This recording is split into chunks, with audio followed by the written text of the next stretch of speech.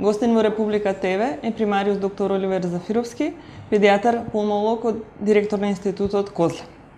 Доктор Зафировски, од кога падна маглата во Скопје, дали се зголеми бројот на пациентите во клиниката за белодробни заболувања Козле? Да, откако маглата почна многу рано оваа година, уште во почетокот на октомври, пациентот веќе се зголеми бројот на пациентите кои што секојдневно доаѓаат во нашата установа. Но она што е од посебен интерес е не само во октомври. Знаете, имаше еден голем период поплави во Босна, во Србија, во Бугарија, сето тоа влиеше да се смени биосветот во околината. Така да зголемен број на пациенти имаме ние уште во текот на летото. Тоа се пролонгираше во септември, така да со паѓање на маглата и овака порано почнување на зимата, буквално нашава институција е преполно и нема кревет кај што би можеле да сместиме деца. Осим хоспитални болни, се зголемува и бројот на амбулантски деца кои што секојдневно доаѓаат во нашата установа да направат преглед, да поставиме дијагноза и да дадеме соодветна терапија. Так, освен маглата и аерозагадувањето, дали лошата исхрана е причина за зголемената појава на алергии? Јас навистина мора да ја поздравам кампањата за здрава храна која што започна владата на Република Македонија. Долго ова требаше да се почне многу поодамна, но никопат не е доцна што викаме ние докторите.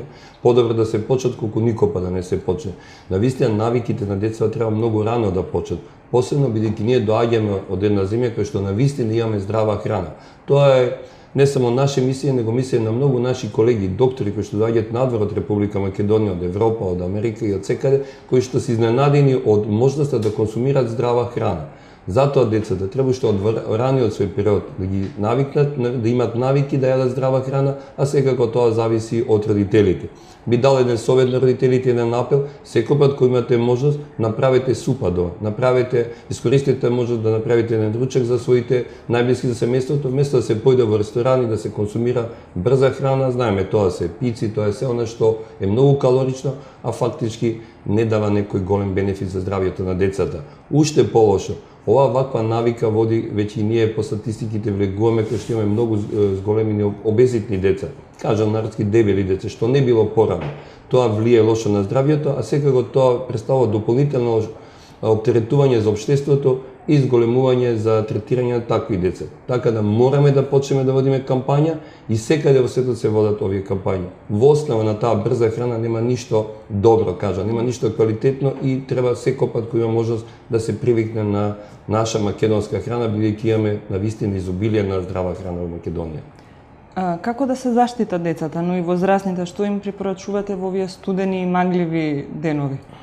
Во овие студени и магливи денови мора навистина да имаме навика да се заштитиме. Знаеме кој ќе има поголемо количество на магла, но што е битно да се избегаат вежби. Гледам рано од Собалево многу луѓе трчат.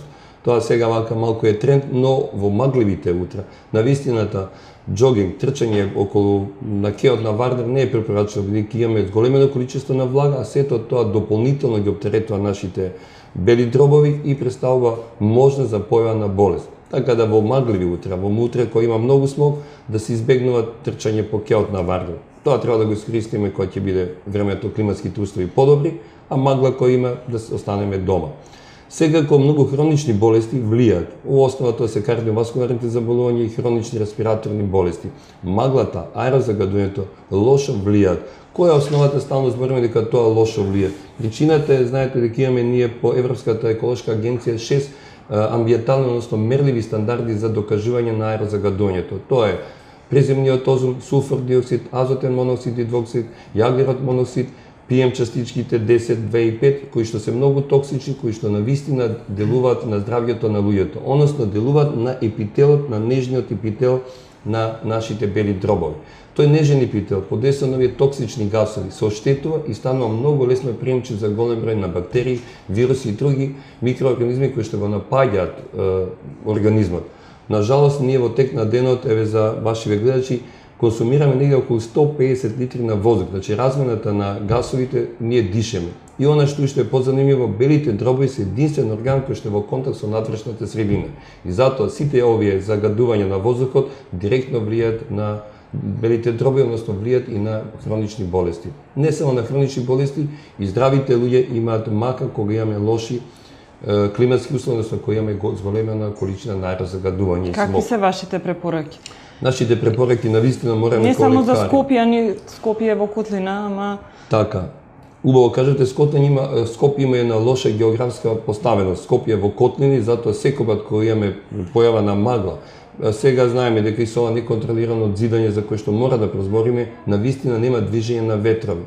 Многу е битно да имаме движење на ветрот, што ветрот е единствен кој што може да ја помести маглата, односно да го прочисти воздухот. Со неконтролираното надзидање на станови, сето тоа се создадува мали микроклиматски услови. Значи имаме место кај што нема движење ветер и маглата во зимскиот период останува многу долго, со месеци останува.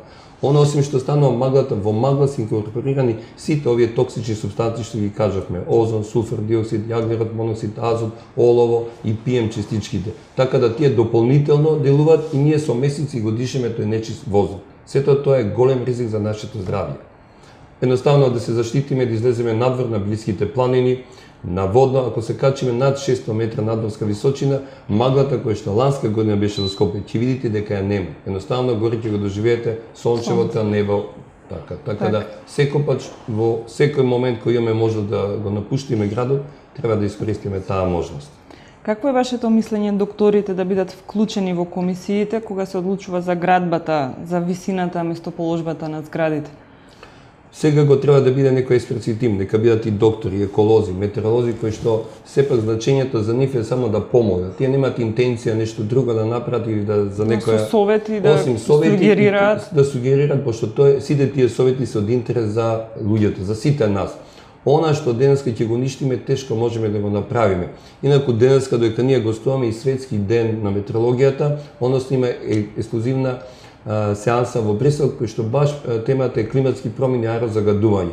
Она што го каже над водечките професори таму, да, можеме да ги мериме, можеме да ги докажеме, но кажете ми што ќе правиме, кога веќе е доцна. Ние веќе го уништивме планетата, направивме аерозагадување, сега само можеме да го мериме она што порано не сме мислили за него. Затоа мојот апел е да мислиме, пошто се уште има можност во нашата земја да се размисли, дали се тоа ставање на еколошки филтри на сите овие индустријски загадувачи, дали е промена во урбанистичките планови. Скопје може да се шири надвор од овој урбан дел кој што ќе биде многу поблагопријатна за сите нас да живееме таму. Уште еднаш, сега главниот аерозагадувач тоа се колите, автомобилите. Гледаме денеска во Скопје секој се вози сам во автомобил и можеме корисно да го користиме нашиот јавен превоз во секој момент, а имаме навистина во Скопје овој момент и добар градски превоз. Токму и во таа насока и следното прашање, податоците велат дека Макстил не работи, нели се затвори погонот челичарница, а загаденоста на воздухот и понатаму е 8 пати повеќе од дозволеното. Колите се, осим што ги кажуваме индустријските објекти, топланите и другите индустријски објекти, осим Макстил, тука се и други фабрики, треба да се постават еколошки филтри, но најголем загадувач се автомобилите, посебно дизел моторите кои што имаат низок евростандард. Треба да се што повеќе да имаме нови коли, тие ќе го намалат токсичната емисија, бидејќи од дизел моторите доаѓа најголемото аерозагадување во Скопје. Сето тоа ќе даде поинаква клима, здрава клима, кој што ќе биде благопријатна за сите жители на град Скопје. Свеста мора да ја смениме, зашто сите ние даваме свој допринос. Иако е тоа мал допринос, но ако многу луѓе дадат мал допринос, навистина ќе биде поинако за сите нас. Ќе го смениме ова разгадување во Скопје, кој што навистина последните години зема замав и трае со месеци. Вие сте педијатар, пулмолог, велите болницата во Козле преполна со пациенти. Со каква дијагноза се најчесто најмалите пациенти? Најмалата популација буквално е и прва удар, бидејќи знаете, тука е имунолошки систем кој што е во матурација. Тука се првите вирусни инфекции за кои што тие немаат некое сознание и мора да се запознаат. Така да во момент доминира доеначката возраст и предшколската возраст. Нежните дишни патишта на децава не може да одолеат на ова аерозагадување, тоа е претоксично за нив, а има денови кои што ако ставите на вебсайт на Министерството за екологија ќе видите дека тоа аерозагадување е 4 до 5 пати повеќе од колку што е нормално. Тоа влие негативно на дишните патишта и заради тоа децата често добиваат обструкции, добиваат напади на астма, добиваат бронхопневмонија кои што секако мора да се лечат во Институтот Козле. Смеат да излезат во тој период? Кога има голема... Младите мајки збунети се предпоставувам и видите, не се кршат околу тоа не можеме да ги држиме. Тој истиот воздух кој има аерозагадување во некоја општина кој што има зголемено количество, тој исто влегува и во внатре. Сепак, седењето внатре во тој период кој има зголемено количество се препорачува да бидат дома, а моментот кога ќе се намали, кога ќе дувне некој ветер, посебно за Скопје е битен северниот ветер кој што расчистува маглава, ќе биде подобро да излезе тогаш. Во момент кога е голема количество на аерозагадување, магла и смог, сепак би препорачале да бидат дома. Така. И она што го зборевме, да се зголеми внес на витамини, на минерали, на здрава храна која што ќе делува да нашиот имунолошки систем биде подготвен да одговори на ова, да се избори со аерозагадувањето, смогот и маглата во Скопје. Во контекст на аерозагадувањето и временските услови и здравието е вашата книга, ќе можете ли нешто повеќе да ни кажете за тоа? Да, оваа книга е моје дело и дело на професорот Владо Спиридонов кој што работи во хидрометеоролошкиот сервис. Оваа книга е издадена пред 2 години, а сега имаме уште една нова книга која што е на англиски јазик и посеопфатна. Јас денеска заборив да ја донесам, но ќе имаме може да ја видиме во некоја ваша следна емисија. Временските услови дефинитивно влијат на здравието на човекот. Тоа било приметено многу одамна. Уште порано Хипократ, иако не знаели и немале вакви современи методи да го докажат, вика секоја болест има своја клима. Значи има болести кои што се поврзани со надвршното влијание. Многу се опфатно овдека напишано како делуваат топлите бранови, како делуваат ладните, бидејќи иде зима, како да се заштитиме со големото УВ зрачење, како да знаеме да има луѓе кои што се метеоропати, не знаат, стално викаат старите веќе ме болат коските и ќе се смени време. Луѓе со хронични, пулмонални, кардиоваскуларни, реуматски заболувања први знаат дека настанува промена на времето и се нудат и треба на некој начин да бидат подготвени. Она што можеби недостасува кај нас и нашите пациенти, ние чекаме да бидеме болни, па после тоа да појдеме на доктор.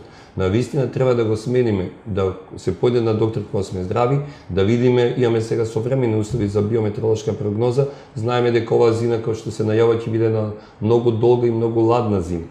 Да се превенираме, посебно пациенти кои што имаат хронични кардиоваскуларни заболувања, ладната зима прави многу проблеми и затоа ќе треба редовно да се прима терапијата што е препишана, а во случај да појава на некоја тегоба која што е надвор од таа хронична болест, да се јават на својот матичен лекар.